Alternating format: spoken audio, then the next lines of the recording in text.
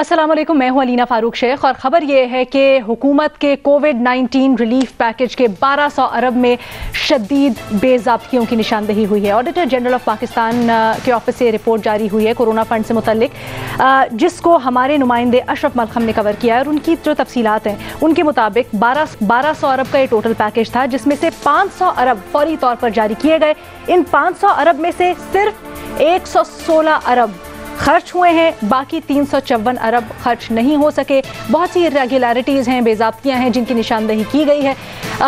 इसके ऊपर सियासत भी हो रही है, तहकीकात कैसी होनी है इसको तो हम पूछेंगे ही, लेकिन हुकूमत इससे मुतल्लिक दावा करती है कि जी IMF को जब ये उनसे कवायद शेयर किए गए तो उन्होंने बिल्कुल मुतमईन थे, कोई एतराज़ नहीं उठाया, तसल्ली बख्श थी सारी की सारी ऑडिटर जनरल की रिपोर्ट और जो कोरोना के रिलीफ पैकेज के फ़ंड से मुतल्लिक उनको तफसीलात दी गई।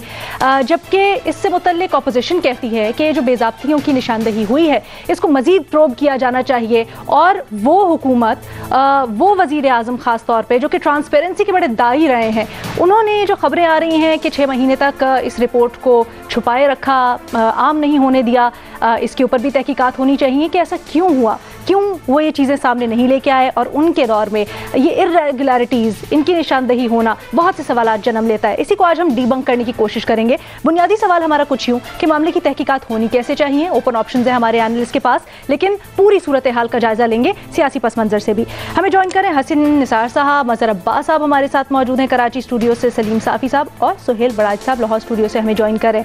हसन निसार साहब, आपसे गुफ्तगू का आगाज़ करना चाहूँगी और पहला तो सवाल यही कि कोरोना एक ऐसा माहौल जब बहुत शदीद ज़रूरत थी, ख़ासकर उस तबके को जो दिहाड़ीदार था, उस तबके को जिसकी रोज़ी रोटी के मसले मसाइल पैदा हो गए थे, 1200 अरब का पैकेज, लेकिन इस्तेमाल सिर्फ इसमें से 116 अरब होते हैं। बहुत अजीब बात नहीं है? इससे भी अजीब बात यह है कि हमारे मुल्क का आगाज़ हुआ था जाली क्लेमों और जाली ज़ातों से।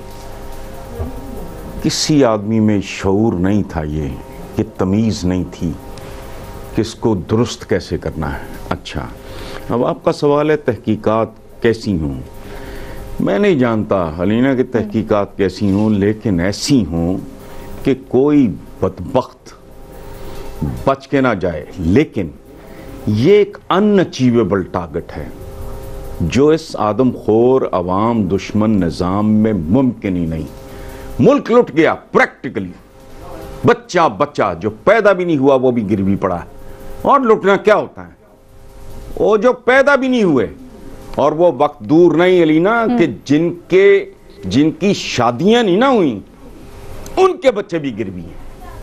ठीक है, मैंने आज तक कभी किसी करप्ट को, मतलब जो बच्चे पैदा भी नहीं हुए वो भी अंजाम तक पहुंचते देखा नहीं। वैसे कितना हाओ नहीं, वो तो ऑलरेडी मकरूज हैं, ये मैं तो नहीं कह रहा।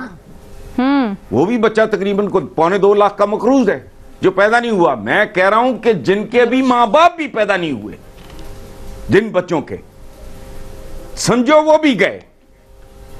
ये बात बहुत अजीब लगेगी, लेकिन ये कहा था मोहम्मद अली ने कि जिस कल्चर की तरफ आप जा रहे हो आपको कर्जे चुकाने के लिए कर्जे लेने पड़ेंगे। अब मैंने तो आज तक मुल्क लुटा, कोई शक नहीं, I am not blaming anyone, but reality लाश पड़ी है, कातिल कोई तो है।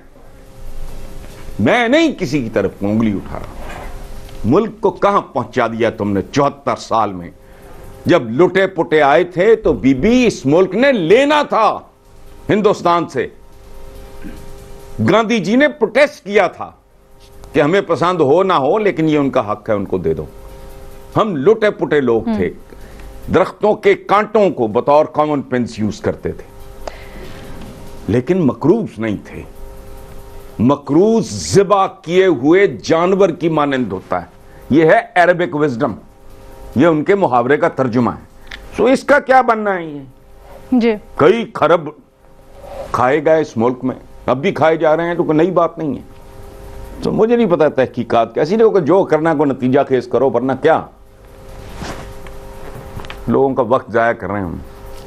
अच्छा, ये जो आपने लाइन बोली ना कि अभी भी खाए गए, आपने जब ये लाइन बोली, मैं सुहेल बड़ाइद साहब की तरफ लेके जाना चाहती हूँ। सुहेल बड़ाइद साहब, गो के इर्रेगुलरिटीज की निशानदही हुई है, कुछ लोग इसको करप्शन से जोड़ रहे हैं, क्या ये दुरुस्त है? मेरा ख्याल है कि ये जो कोविड आया था जब, उसके बाद एमरजेंसी तौर पर ये फंड्स एलोकेट किए गए और जल्दी जल्दी में सब कुछ हुआ है। मेरा ख्याल है अभी इसकी मज़ीद तहकीकात होनी चाहिए।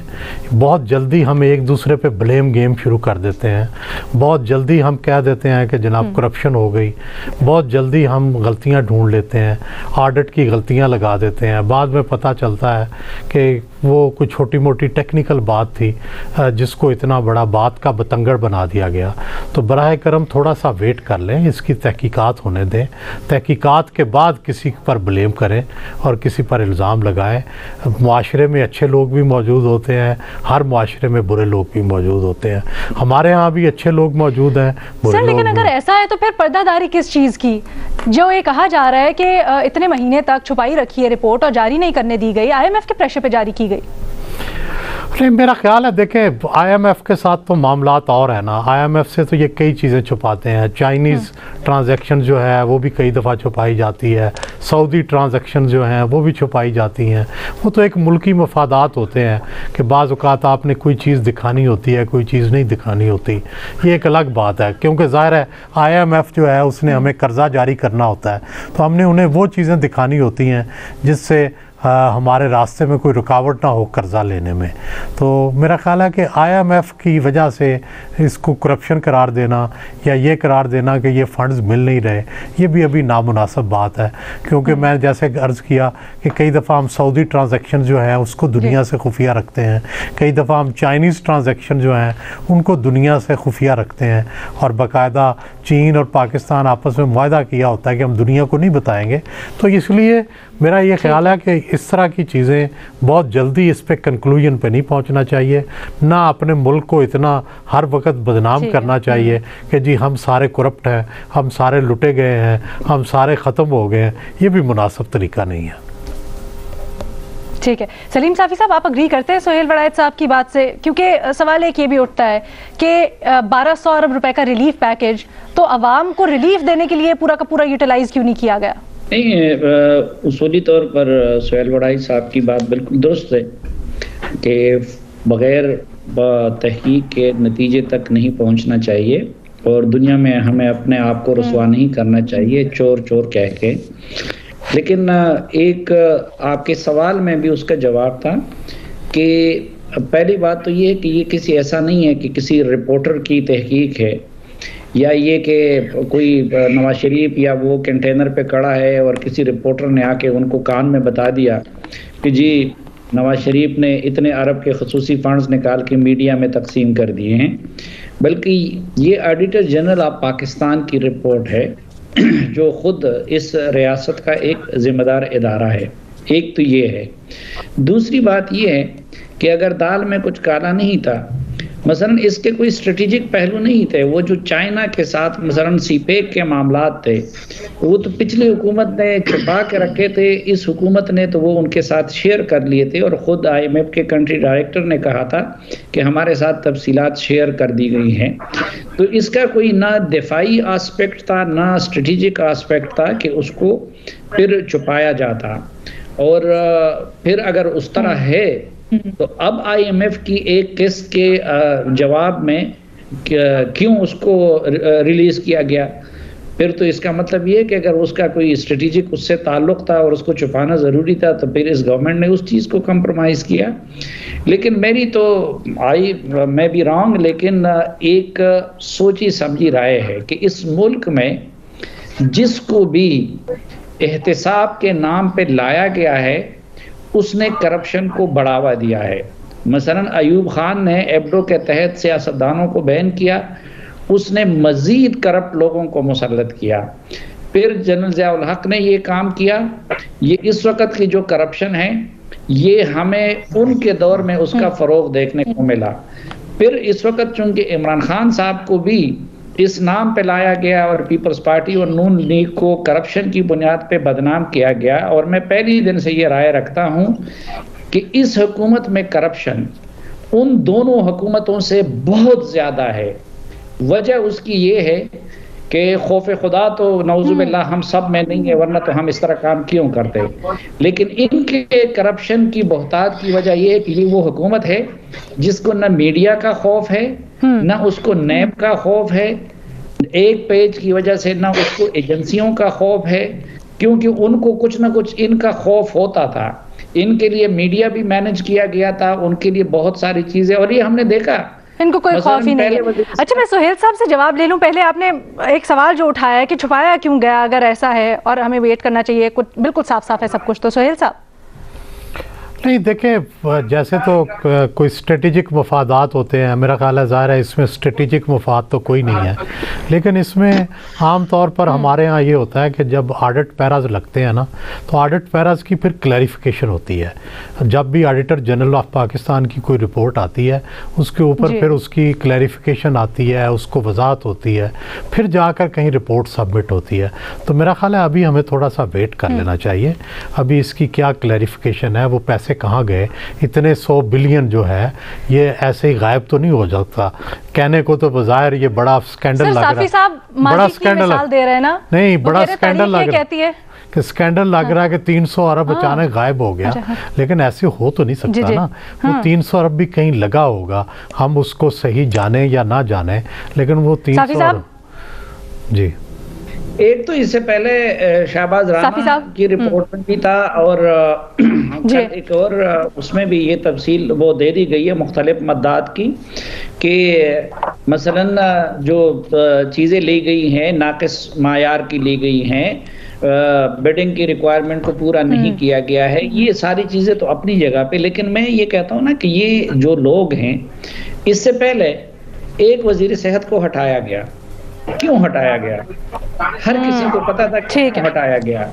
उसके बाद क्या उसको कोई सजा मिली, उसको दूसरा ओहदा भी दिया गया, और फिर दूसरे वजीर सेहत को हटाया गया, क्यों हटाया गया। फिर इसी तरह जो है असद उमर को पहले हटाया गया था, तो क्यों हटाया गया था, फिर उनको क्यों लाया गया। इफ्तिखार दुरानी को, ये बड़ा अहम सवाल है। और उसके बाद फिर हमने देखा कि नैब ने उनके केसेस भी खारिज कर दिए। मजहर अब्बास साहब को मैं शामिल गुफ्तगू करना चाहती हूँ। आपका सवाल बिल्कुल जायज साफी साहब, मजहर अब्बास साहब की तरफ लेके चलते हैं। मजहर अब्बास साहब, थोड़ा सा हमारे नाजरीन को ये एजुकेट भी कीजिएगा कि अब जब ऑडिटर जनरल की रिपोर्ट आई है, आगे तहकीकात का सिलसिला क्या होता है, बिफोर पब्लिक अकाउंट्स कमेटी में जाए मामला, और आपकी क्या राय है जो अभी हमारी बहस चल रही है इसके ऊपर। देखिए, ओवर द इयर्स हमारा जो सबसे बड़ा मसला है वो करप्शन से भी बड़ा है, और वो है इनकॉम्पिटेंस। हमारे यहाँ लोग जो जिन पोजीशंस पर हैं वो इस काबिल ही नहीं है कि वो उस पोजीशंस पर हों। और एक बड़ी इंटरेस्टिंग चीज यहाँ एक बड़े सीनियर उसने बताई थी मुझे कि इसमें प्रॉब्लम ये हो रही है कि इतने ज्यादा इनकॉम्पिटेंट लोग आ गए हैं, जिसकी वजह से कॉम्पिटेंट लोग जो है वो ज्यादा करप्ट हो गए हैं, क्योंकि वो सारे इनकॉम्पिटेंट लोग उनके पास जाते हैं अपने काम करवाने, और वो उसके पैसे लेते हैं, वो उसकी कमीशन लेते हैं। ये तो एक बात है। मैं पूरे दावे से कहता हूं कराची के 80% फ्लाईओवर्स, अंडरपास इंजीनियरिंग के पॉइंट ऑफ व्यू से नाकिस बने हुए हैं, और वो आपको नजर आता है अगर आप शहर में आए। और जगहों पे भी यकीनन ऐसी ही सूरत हाल है। तो हमारे यहाँ इनकॉम्पिटेंस, ये तो इर्रेगुलरिटी का मतलब ये नहीं कि उसमें करप्शन हुई है। बहुत सिचुएशंस में ऐसा होता है कि आपकी जो नोटिंग होती है, आपका जो तरीकेकार होता है, वो बाय बुक नहीं जाते आप, और जब बाय बुक नहीं जाते तो फिर जाहिर है ऑडिटर जनरल उसका नोटिस लेता है। अब उसके अंदर मजीद तहकीकात की जरूरत होती है। जाहिर है उन्होंने पॉइंट आउट कर दिया कि जी ये जो चीजें इतना खर्च हुआ, इतना आया था। अब इसका ये मतलब नहीं कि जो चीज खर्च नहीं हुई वो कहीं गायब हो गई। क्या वो पैसा मौजूद है? अगर वो पैसा मौजूद नहीं है तब उसकी तहकीकात बिल्कुल दूसरे, उसमें नैब भी इन्वॉल्व हो जाती है, नैब भी इंगेज हो सकती है कि अगर पैसा मौजूद है तो शो क्यों नहीं किया गया, और अगर पैसा मौजूद है तो फिर सिर्फ लैप्स हुआ है। क्योंकि हमारे बेशुमार ये होता है, आप देखें और नोटिस करें कि पाकिस्तान में मई और जून के महीने में सबसे ज्यादा काम होता है। उसकी वजह ये होती है कि बजट लैप्स कर रहा होता है, वो सारी चीजें लैप्स कर रही होती है, तो जल्दी में ये काम होते हैं। तो ये हमारे यहाँ एक पूरी माफिया है, नीचे से लेके ऊपर तक। बिल्कुल दुरुस्त फरमा रहे हैं आप मज़ीद साहब। और जिस तरह से हमारे बाकी एनालिस्ट भी कहा, एक सवाल यहाँ पर ये भी बनता है कि जब 1200 अरब रुपए के रिलीफ पैकेज का ऐलान हुआ तो पूरा का पूरा यूटिलाइज क्यों नहीं किया गया जिस वक्त आवाम को रिलीफ फराहम करने का वक्त था। छोटी सी ब्रेक, दूसरे सवाल के साथ हाजिर होते हैं। इस्लामाबाद हाई कोर्ट से हम आज अपडेट शामिल करेंगे, जहां पर अपेलेट कोर्ट गिलगित बल्तिस्तान के साबिक चीफ जज राना शमीम आज पेश हुए और इन अमेजिंग ट्विस्ट ऑफ इवेंट्स उन्होंने जो लीक्ड एफिडेविट है उससे इजहार इल्मी कर दिया। उन्होंने कहा जी मैंने देखी नहीं है, मुझे पता ही नहीं है, मेरा बयान हल्फी तो लंदन में एक लॉकर में पड़ा है। और जब सहाफ़ियों ने उनसे सवाल किया अदालत से बाहर कि उसमें क्या बयान दिया था आपने, तो उससे भी उन्होंने कहा कि मुझे याद नहीं है, देख के बताऊंगा। बहरहाल अदालत ने हुक्म दिया है कि जी जो ओरिजिनल एफिडेविट है वो लाकर अदालत में पेश किया जाए, इससे मुतल्लिक मजीद समात और तहकीकात भी होनी है।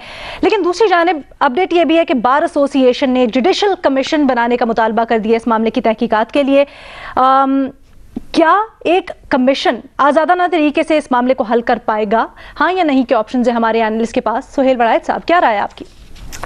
मेरा ख्याल है असूली तौर पर तो ये राय दुरुस्त है कि एक जुडिशल कमीशन बनना चाहिए, लेकिन जो हालात हैं इस वक्त मेरा ख्याल है कि इस तरफ निशानदेही करते हैं। देखें, सियासत, अदालत, कानून और माहौल जो है ये सारे इनको देखना पड़ता है। तो मुझे नहीं लगता कि अभी इस वक्त ऐसे हालात हैं कि जिसमें कोई जुडिशल कमीशन पहले किए गए फैसलों को ओवरटर्न कर देगा या उनको बदल देगा। अभी ऐसे हालात नहीं हैं। हाँ, ये ठीक है कि ये मुतालबा बिल्कुल दुरुस्त है, जुडिशल कमीशन बनना चाहिए, लेकिन जुडिशल कमीशन के किन हालात में काम करेगा। अब ऐसे हालात में वो जजेस बैठे हैं जिन्होंने मियाँ नवाज़ शरीफ के ख़िलाफ़ फ़ैसला किया हुआ है, किस तरह से ये एक फ़ैसला तब्दील हो सकता है, किस तरह से कि वो लोग मौजूद हैं अभी तक जिन्होंने ये सारे वाक़यात जो हैं उनको मॉनिटर किया था और इनको एडमिनिस्टर किया था, तो कैसे हालात बदल जाएंगे और किस तरह फ़ैसला उलट आ जाएगा, तो मेरी समझ में तो नहीं आता। इसलिए जुडिशल कमीशन बनाना है या कुछ बनाना है, उसके लिए ये वक्त मुनासिब नहीं है। लेकिन मज़हर अब्बास साहब, इस तरह से तो फिर जो कन्फ्यूजन है, तज़ब्ज़ुब है, वो जारी रहेगा। तहकीकात हों तो फिर कैसे हों? नहीं, क्यों जारी रहेगा? देखिए, इस केस में तो एक चीज कोर्ट में चल रही है, उसके ऊपर आप जुडिशल कमीशन कैसे बना सकते हैं? या तो उसका दायरा वसी करें जी, जितनी भी ऑडियो वीडियोस आई हैं उनको जमा करके, वो तो एक अलग मसला है। यहाँ तो इस्लामाबाद हाई कोर्ट में वो पेश हुए हैं, उन्होंने जो भी उनका मौक़िफ़ है वो बयान किया है। एक केस चल रहा है, उस चलते हुए केस के ऊपर किसी एक अगर ऑडियो या वीडियो आ जाती है तो उस पर तो कमीशन मेरा नहीं ख्याल न बनना चाहिए। और अगर आप लार्जर कॉन्टेक्स्ट में करें कि जी बहुत सारी चीजों को इकट्ठा करके, तो एक अलग बात है। लेकिन राना शमीम साहब पेश हो गए, अब उन्होंने जो भी बयान दिया कि जी मुझे नहीं पता। आई थिंक हम इन दोनों चीजों को ही कंफ्यूज कर रहे हैं, क्योंकि राना शमीम साहब का जो बयान हल्फी है वो रिलेटेड है जो साकिब निसार की ऑडियो टेप है उससे। तो जो जुडिशल कमीशन का मुतालबा किया जा रहा है वो एज अ होल किया जा रहा है कि जो ऑडियो लीक है उसको भी और राना शमीम का उसके साथ क्लब किया जाए और फिर कमीशन बना के इसकी सारी तहकीकात हो। क्योंकि हमने ये देखा है कि इस्लामाबाद हाई कोर्ट अभी तक ऑडियो से मुतल्लिक खामोश है। देखिए, इंक्वायरी ऑफ कमीशन जो होता है ना, वो उसके दायरा इख्तियार बहुत महदूद होता है। इंक्वायरी किस एक्ट के तहत कमीशन बनेगा, क्योंकि माजी में जो कमीशन बने उनका बहुत ही महदूद होता है। या तो आप इंक्वायरी कमीशन एक्ट को जो है अमेंड करें और उसमें ज्यादा पावर्स दें, वरना मतलब करने को आप कर लें, बनाने को आप बना लें। लेकिन मुझे ये कॉम्प्लिकेटेड लग रहा है, प्रैक्टिकल नहीं लगता मुझे कि, और ना मैं समझता हूँ कि इस स्टेज पर, इस मौके पे आगे चल के अगर बनता है तो बने उसमें। लेकिन इस पर्टिकुलर केस में जो राना शमीम वाला मामला है, साकिब निसार वाला मामला है, उसमें तो चूंकि अब इस्लामाबाद हाई कोर्ट ने उन्हें बुला लिया, वो कर लिया, ये तो अपने मंतकी अंजाम तक किसी ना किसी तक पहुंचेगा। बाकी चीजों पे आप बनाना चाहें तो बना लें। अच्छा, मुझे इसीलिए कन्फ्यूजन है क्योंकि अभी तक तो अदालत ऑडियो के मामले पर खामोश है, ख़ास तौर पर। तो जो अवाम में इस वक्त तज़ब्ज़ुब है वो किस तरह से क्लियर होगा, ये कुछ समझ नहीं आ रहा। हसन निसार साहब, आपकी क्या राय है इसके ऊपर? देखें, अगर आपकी तारीख मुल्की मसाइल और मामलात को हल करने की तारीख है तो ये भी हल हो जाएगा, क्योंकि आपकी तारीख है। वरना इस पे फाते पढ़ के किसी अगले स्कैंडल का, अगले स्कैम का, अगली खबर का इंतज़ार करें आप। और एक बात और मैं इजाफी तौर पे आप पे कह, दुनिया जानती है आपको आपसे बेहतर, आप उसका कुछ नहीं बिगाड़ सकते। याद है स्मारकन का जुमला जिसने कहा था कि पाकिस्तानी डॉलर के लिए क्या कर सकते हैं? I don't want to repeat that. आपकी शोहरत बहुत नाकिस है, दागदार है। दिस इज हाई टाइम कि आप कन्फेस करना शुरू करें कि करप्शन आपके मुल्क का ये वे ऑफ लाइफ है। पूरा सैलरी स्ट्रक्चर आपका सरकारी जो है तनख्वाहों का, वो इस बात का ऐलान कर रहा है कि गन पॉइंट पे स्टेट करप्ट करती है लोगों को।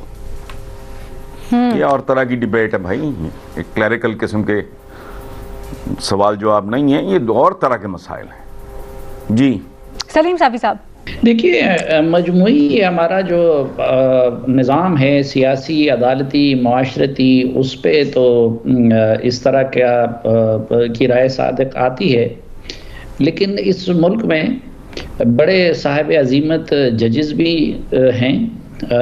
इस मुल्क में कुछ साहिब अजीमत वो भी हैं, सियासतदान भी हैं, सरकारी अफसर भी हैं और सहाफ़ी भी हैं।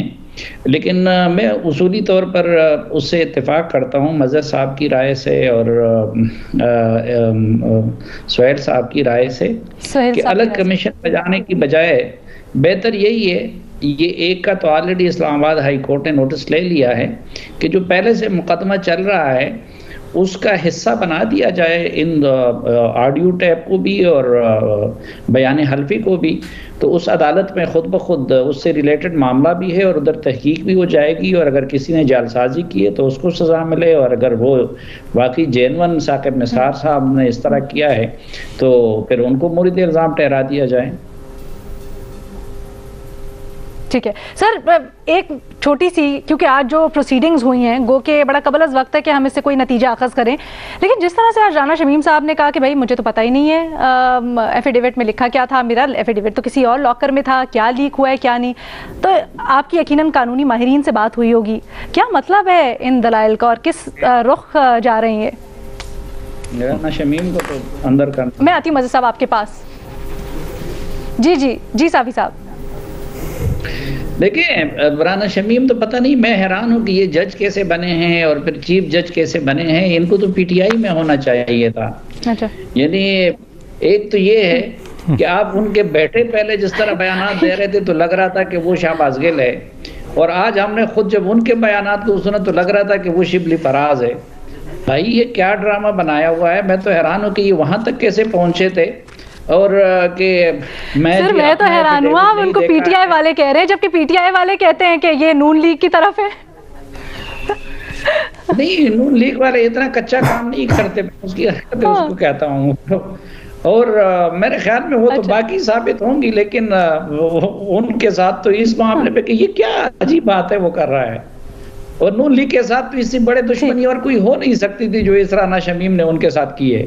सब पीटीआई वाले मिलके भी उनको वो नुकसान नहीं पहुंचा सकते जो इसने किया। अच्छा ठीक है, मज़हर साहब आप कहना चाह रहे थे अदालती कार्रवाई से मुताल्लिक? बाकी बातें साफी साहब मुझे फोन कर लीजिएगा, मैं बता दूंगा उनकी। नहीं जी, ये नहीं चलेगा।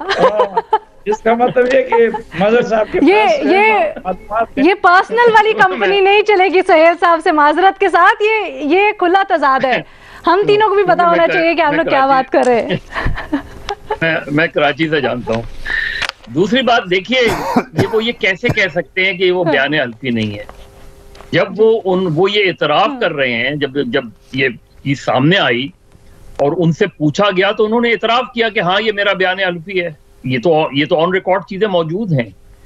तो अब वो अलग बात है कि जब हम कोर्ट में पहुंचते हैं तो फिर जाहिर है हमारा पूरा वो चेंज हो जाता है। लेकिन अब जब ओरिजिनल बयान हल्फी आएगा और ये आएगा तो उसको कंपेयर किया जाएगा। और ये बात अथर मिनल्लाह साहब की बिल्कुल ठीक है कि अगर ये साबित होता है कि जो बयान हल्फी राना शमीम साहब के लॉकर में है, पता लॉकर एक आदमी ने बयान दिया तो उसे ये तो याद होगा उसने क्या बयान दिया है, लेकिन बहरहाल जो भी लॉकर से वो निकाल के लाएंगे तो वो और जो छपा है उसमें अगर तजाद होगा तो ये प्रॉब्लम और भी आएगी। फिर उसको भी बुलाया जाएगा जिन्होंने ये बयान छापा है, और भी ऐसा भी उलझ जाएगी। क्योंकि ठीक है जी, राना शमीम साहब को तो ये फिर सारी चीजें साबित करनी पड़ेगी।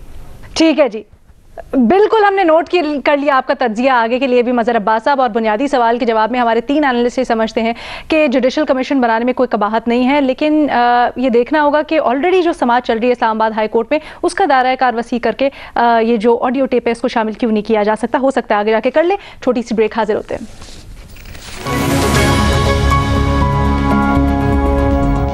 सदर आरिफ अलवी से मुतल्लिक सोशल मीडिया पर डिबेट जारी है, क्योंकि एक आरिफ अलवी के ख़ानदानी कारोबार से मुतल्लिक तकरीब हुई जो कि गवर्नर हाउस में मुनक्किद की गई। फिर सदर आरिफ अलवी भी वहाँ पर मौजूद थे। तो सवाल ये उठ रहा है कि क्या वहाँ पर सदर आरिफ अलवी का मौजूद होना और गवर्नर हाउस में तकरीब मुनक्किद करना कॉन्फ्लिक्ट ऑफ इंटरेस्ट है? क्या ये दुरुस्त था?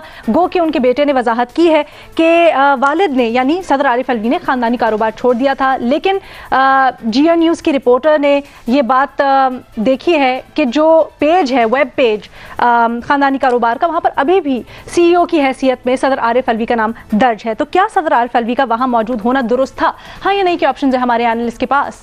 सलीम साफी साहब,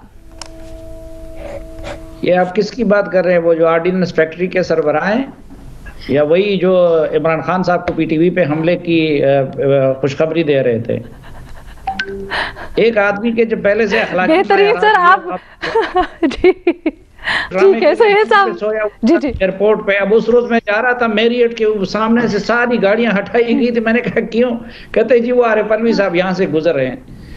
ये सारे इसके आप, ये तो बहुत छोटी चीज है जिसके आप कह रहे हैं कि वो जो कुछ आजकल कर रहे हैं, वो थोड़ी सी अगर उधर कोई जमीर जिंदा होता, ये जो ऑर्डिनेंस उसके पास धड़ाधड़ जा रहे हैं और उस पर दस्तखत कर रहे हैं, वो संगीन जुर्म है या ये संगीन जुर्म है? सुहेल वड़ैच साहब, आपकी क्या राय है सर? ज़्यादा बेहतर होता कि ये ना किया जाता, तो एहतियात करनी चाहिए। और पढ़े लिखे आदमी हैं आरिफ अलवी साहब, समझदार हैं, उनको तो और ज़्यादा एहतियात करनी चाहिए। बाज़ औक़ात कई लोगों को समझ नहीं होती, आरिफ अलवी साहब को समझ है, वो उनको शऊर है।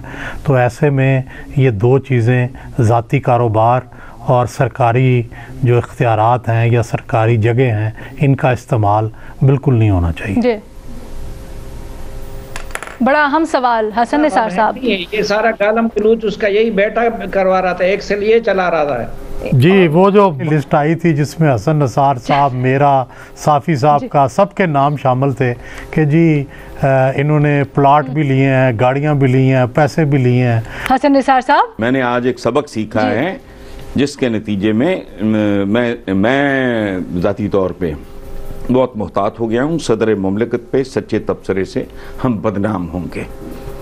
मुल्क कितना नेक नाम है, मुल्क का सरबराह, उसमें तबसरा करूँ कि मुनासिब था, नामुनासिब था, ये बड़ा गैर अखलाकी सा, गैर जिम्मेदाराना रवैया। आपको आइंदा सवाल भी सोच के करना चाहिए। मैं इस पर कोई तबसरा नहीं कर रहा। सर ये भी बता दें ये तजर्बा क्या था आपका जिससे आपने सबक सीखा? मेरे दो सियाने बैठे हैं यहाँ, आज मुझे इंकशाफ हुआ बहुत बड़ा, मुझे तो पता नहीं लगा। मैंने तो उम्र जो है पता नहीं कहाँ छांगे मांगे में गुजारी है। अच्छा बात करो खुल के भाई, हसन साहब सच्ची बात करो। आप ये कोई जेन्युइन इलेक्शन तोड़ा हुआ है या कोई सचमुच सदर तोड़ा है? डट के करे तबसरा। वो हम कौम की बात कर रहे थे। हाँ, वो और बात है। कौम में तो कौम है कहाँ? कौम होती कहाँ है? ना ना ना ना, कोई नहीं। कौम नहीं है ये, सिटीजन्स नहीं है ये, रियाया है। ये रियाया है जिनके सिर्फ हुक्मरानों के चेहरे तब्दील हुए हैं। तो यही हमने उस वक्त मुल्क या ये निजाम पे बात नहीं की थी ना, उस वक्त कौम की बात हो रही थी। तो कौम में आप जैसे लोग भी है, कौम में जो है नहीं, ये कौम कैरेक्टर वाले लोग हैं, तो इसलिए कौम हो तो ये नौबत आए। हाँ, वो कह रहे हैं ना कौम नहीं है। ये लग रहा था कि शायद इस कौम में हो तो ये नौबत आए, इसलिए हमने गुस्ताखी की। उस तबसरे से ये लग रहा था कि सारी ये कौम शायद सारा आरिफ अलवी जैसे लोगों पे। जी मैं नहीं कर सकता गुस्ताखी, नहीं, मेरा मुल्क बदनाम होगा जी। मैं चूंकि मुल्क का बहुत बड़ा ठेकेदार हूँ, इसलिए मैं नहीं ये रिस्क ले सकता। अरे अच्छा, मज़र साहब देखिए, मुझे दो गवर्नर्स का तो मैं कह सकता हूँ कि जो अपनी गाड़ी में अपने घर से आते थे गवर्नर हाउस, ऑफिशियल फंक्शन के लिए वो सिर्फ ऑफिशियल गाड़ी यूज करते थे और मुकर्ररा वक्त के बाद वो घर चले जाते थे अपनी गाड़ी में। एक महमूद हारून साहब को मैंने देखा और दूसरा फखरुद्दीन जी इब्राहिम साहब को। बाकी ये जो तस्वीर है, ये तस्वीर खुद बता रही है कि ये कितना सीरियस कॉन्फ्लिक्ट ऑफ इंटरेस्ट है। आप देखें ना तकरीर पूरी वो टेबल को देख लें आप मुझे बताएं कि अब आप अलवी सिर्फ आरिफ अलवी साहब के साहिबजादे ही हैं ना, वो गवर्नर हाउस में कैसे तकरीब कर रहे हैं और फिर पीछे प्रेसिडेंट खड़े हुए। अगर प्रेसिडेंट ना भी खड़े होते तो फिर बेहतर होता। प्रेसिडेंट साहब को वहां खड़ा ही नहीं होना चाहिए था, लेकिन ये खुद रिफ्लेक्ट कर रहा है कि कॉन्फ्लिक्ट ऑफ इंटरेस्ट है। ठीक है जी, हमारे एनालिस्ट की अक्सरियत ये कहती है कि ये रिफ्लेक्ट कर रहा है कॉन्फ्लिक्ट ऑफ इंटरेस्ट है। बेहतर होता कि अगर आरिफ अलवी साहब वहां मौजूद ना होते या ये तकरीब गवर्नर हाउस में मुनक्किद ना की जाती। इजाजत दीजिए, अल्लाह हाफिज।